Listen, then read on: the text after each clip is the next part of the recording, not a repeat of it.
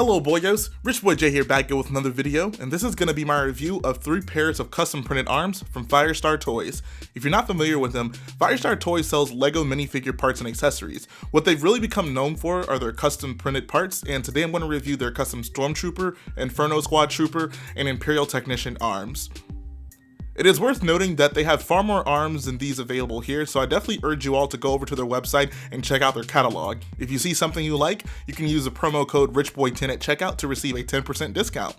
Before I talk about these figures, I'd first like to let you know what kind of person I am when I approach custom additions to minifigures. For the most part, I would describe myself as a LEGO purist. I would never modify or paint a part to use in any of my builds, and I'm pretty receptive to custom minifigures. However, that comes with one rule, and that is simply that they must fit in with the rest of the minifigures in the LEGO system. So I'm going to approach this review from that lens. The first thing we have to take a look at is just how the printing actually looks, because if the printing isn't good altogether, then there's really no point in buying these, and I definitely have to say that the detail is there. I think the Inferno Squad one really does get across just how good the detail is, and I think that the Imperial Technician one does as well. But the thing that I was looking at was the fact that there's, of course, the Inferno Squad like print on the arm right there. Let me go ahead and refocus. So there's the Inferno Squad logo right there on the arm, but then we also have the logo that LEGO printed on the head. I think this is the best comparison we can make between the Firestar printed and the LEGO print on the helmet, because you can see they both have the Inferno Squad logo on them, and if you compare the two, they look pretty close to each other.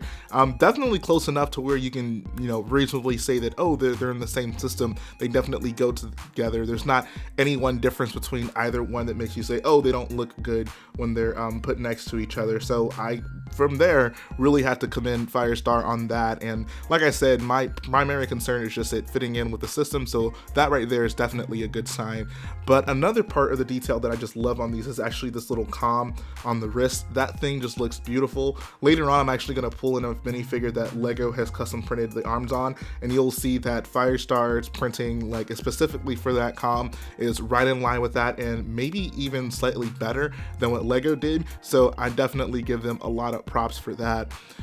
If you look at the printing on the Imperial Technician figure, you can see that it's really the same case. You can see that they're kind of printed in like a little reflection for the shoulder, which is kind of cool. I kind of like that. It gives it a little bit more detail. And then he has the pockets, and he also has little comm on his wrist as well. On the other side, it's basically the same print, except he doesn't have anything in the pocket and there's no comm on the wrist, but it still looks very good.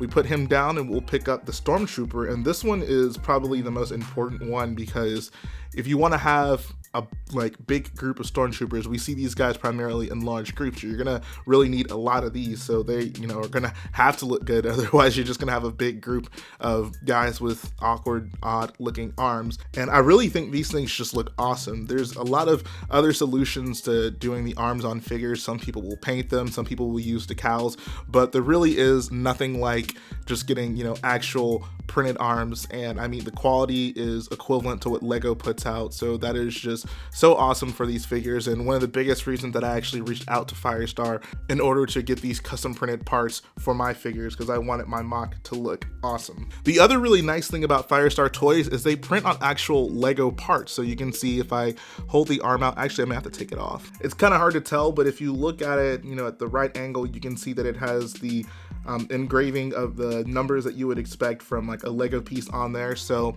that's sufficient to say that yes, these things are printed on actual LEGO parts, which I think is actually super important. You don't want to get custom parts that don't have the consistency or the quality of the plastic that LEGO puts out. So rather than them trying to perfect it and match what LEGO does, they just go ahead and print it on LEGO parts, which was actually really important to me. It makes me feel better coming from a purist standpoint of just incorporating these arms with the figures that I have. Also, do want to show you guys the other side of the Inferno Squad arm, because it's actually kind of cool.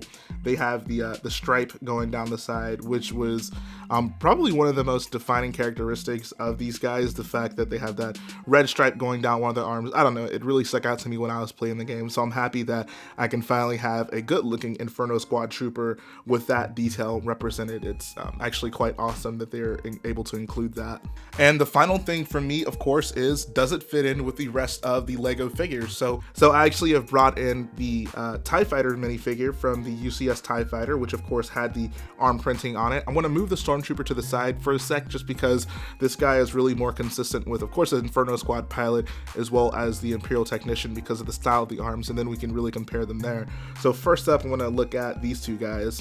And looking at them up close, you can see that the Firestar printing is right on par with the Lego printing. In fact, I would say the Firestar printing is a little bit better because it has a few more details. You can see, I think the comm just has, like, I don't know, it looks a little bit more intricate in the way that it's lighting up. And I mean, I don't doubt that Lego could do that. This could just be the case of, a matter of how they designed it. But the big point that I just wanted to express with this is that the detail is there and the style is consistent. That is so important to me when incorporating custom arms with Lego figures. I have to make sure that they fit in with the rest of the system, and you can see that it's the same case on the other side. The pockets aren't exact, but that's fine. They don't need to be exact. They just need to look like they belong together, and that is certainly the case with these guys. So if you're like me and you want to make sure that buying something custom can integrate well with your rest of your Lego minifigures, I think that Firestar is definitely the right way to go.